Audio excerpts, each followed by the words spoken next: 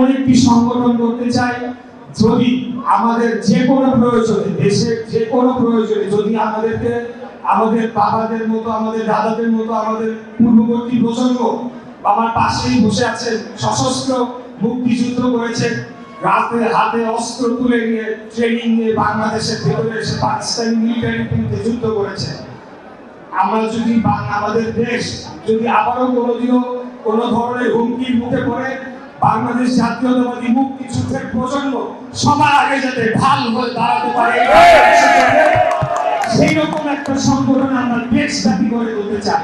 আমরা এই সংগঠনকে ব্যবহার করে আমাদের রাজনৈতিক ক্যারিয়ারকে আগানোর জন্য আমরা কিছু করতে চাই না। আমরা কেবলমাত্র দেশ এবং জাতিকে রক্ষার জন্য আগামী দিনে এরকম একটি সংগঠন গড়ার উদ্যোগ নেওয়া হয়েছে। আজকে আমি অত্যন্ত আনন্দিত আপনারা সবাই এসেছেন। ইনশাআল্লাহ আমরা মাত্র সরকার গঠন করেছি, আমাদের কিছুটা সময় লাগবে।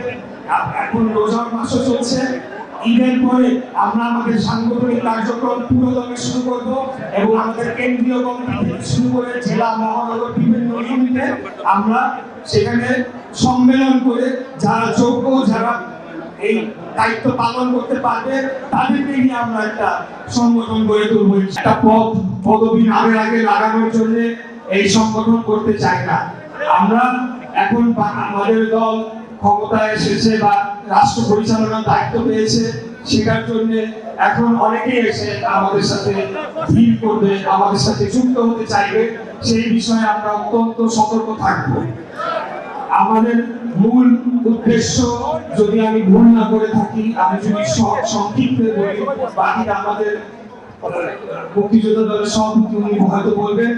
আপনারা সকলে জানেন যে বাংলাদেশ রাষ্ট্রটি স্বাধীন হওয়ার পর থেকে এর বিরুদ্ধে ষড়যন্ত্র, সীমাহীন ষড়যন্ত্র হয়ে আসছে।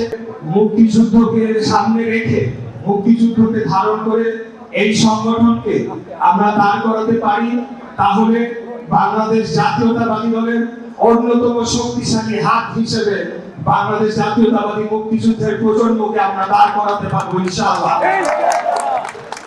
আমরা একটা শুধু সংগঠন করার জন্য একসময় বিভিন্ন আধিপত্যবাদী শক্তি আমাদের এই দেশের উপরে তারা ভর করেছে, আমাদের রাজনীতিতে হস্তক্ষেপ করেছে, আমাদের বাংলাদেশের জনগণের অধিকারকে লুণ্ঠন করেছে, বাংলাদেশের গণতন্ত্রকে হত্যা করেছে, বাংলাদেশকে খুন এবং হত্যার যজ্ঞের একটা নগরীতে পরিণত করা হয়েছিল বিগত 17 বছর ধরে।